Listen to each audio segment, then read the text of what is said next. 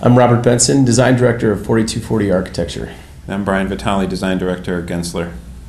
The potential energy was a big discussion because literally we were talking about producing electricity and giving it back to the grid, but then we realized it could produce jobs, it could produce ideas, it could produce, and then we started thinking about how we might apply the things that come from it in terms of markets,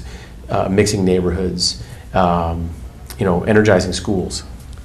was a big part. And the length of this, the magnitude of the project, which was over 3 miles long, really became an icon for the city as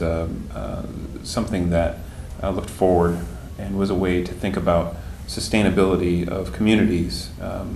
not only from the fact that it did produce food and energy, but the fact that it was a visual icon that stitched communities together, because across the number of socioeconomical levels of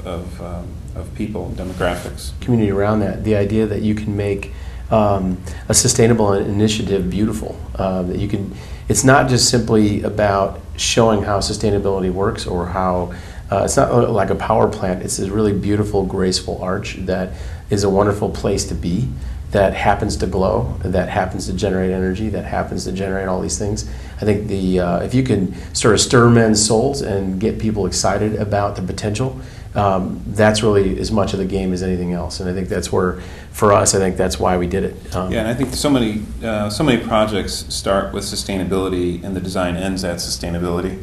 and they sort of forget to design the project. And I think this one was important because the sustainable aspect was there on many different levels, from renewable energies to communities, but as Robert was saying, that we also tried to make something beautiful out of it. So to really marry the form and the function together, so that as you look at this, you appreciate it as an object, but then once you start understanding what it does, you appreciate it for the production that it actually creates.